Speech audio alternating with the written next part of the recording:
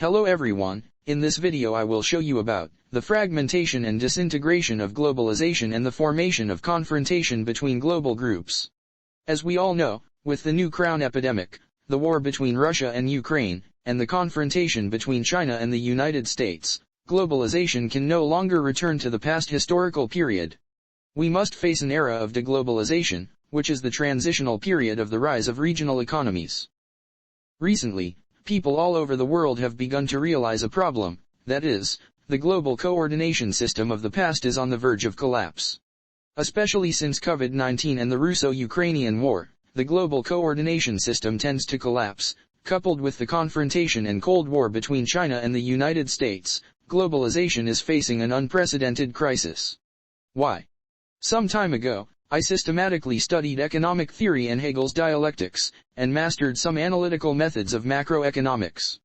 I think the reason why globalization collapsed is because the just-in-time production model that globalization used to have is unsustainable. The fundamental reason why the just-in-time production model is unsustainable lies in the contradiction between the expansion of global trade and the insufficient construction of global infrastructure. This contradiction can be seen in many ways. Here I choose the Baltic Dry Index, BDI, which is an important indicator of the health of global shipping. The index experienced an abnormal rise before the new crown epidemic, which shows that there have been major problems in the global shipping or global trade and transportation system before COVID-19. We can clearly see from the figure that during the period from 2005 to 2010, the Baltic Dry Index, BDI, experienced a sharp rise in abnormal conditions. And we all know that the financial tsunami that swept across the world occurred in 2008, that is to say, the problems of global shipping have probably started since 2008. After 2008, although the index has a downward trend, before COVID-19 and the Russo-Ukraine War, the index still rose several times, which shows that the global shipping system was hit hard in 2008, and finally reversed the entire globalization trend. So what happens after globalization breaks down?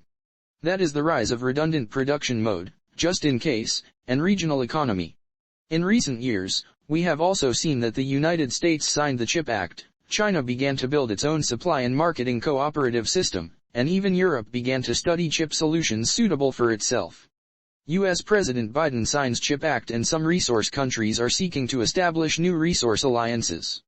For example, Russia is leading the establishment of a tripartite alliance for natural gas. Argentina, Bolivia, and Chile recently held talks seeking to create an international pricing organization for lithium resources. Lithium resources in these three countries account for 56% of global reserves. More importantly, Indonesia, Australia, Brazil and other countries are also conducting urgent consultations, trying to establish an international pricing organization for nickel resources. The United States has recently explicitly restricted the export of high-end chips to China, which will deal a huge blow to China's economy and industry. All these situations show that the global coordination system in the past is gone forever. Regional economy will replace globalization as the mainstream economic model, and redundant production mode and redundant production system will occupy the mainstream. Moreover, with the confrontation between the United States and Russia and the conflict between China and the United States, a situation of confrontation between two major international groups will form in the world. One is the Oriental countries group represented by China, Russia, and Iran. This group mainly occupies Asia and parts of Europe. The other is the Western countries group represented by the United States, the European Union, Japan, South Korea, etc. This group is mainly concentrated in the Americas, Europe, and the Pacific region. There is also a neutral countries group, represented by countries such as India, which will not clearly stand in one of the two groups. The globalization has been game over. The future. According to historical experience, once a situation of confrontation between groups of countries is formed internationally, war is likely to break out. Please see, before the outbreak of the 30 Years' War, Europe had already formed a situation where two religious forces, Protestantism and Catholicism, confronted each other. Before the outbreak of the 7 Years' War, Britain, Russia, and France allied against Prussia, and Prussia was almost destroyed. The anti-French coalition against France had been formed in Britain before the Napoleonic Wars began. Before World War I, Britain, France, and Russia formed an alliance against the Allied powers formed by Germany and Austria. Before the full outbreak of World War II, Nazi Germany, Fascist Italy and Japan signed the Anti-Comintern Pact, which later evolved into the Triple Pact, and the Axis powers were formally formed. Before the US-Soviet Cold War, the United States and its allies signed the North Atlantic Treaty to form NATO, while the Soviet Union and its allies signed the Warsaw Pact to establish the Warsaw Pact. Now, the confrontation between the two major groups in the world has formed, which means that we will be in an extremely dangerous world state, and a life and death battle that will determine the fate of mankind will break out in an all-round way. This decisive battle will determine the fate of mankind for the next 100 years.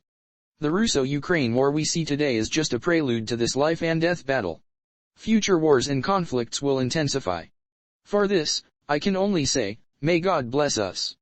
Regarding the prediction of this war, my judgment is basically that our world will not end, but many people we know will die in this decisive battle. After this war is over, a new globalization will start again, and a new world order will emerge. I dare not say what this new world order is, but I am sure that global government and world government will not be far away, and maybe we need a new global thinking instead of national thinking to understand the new world.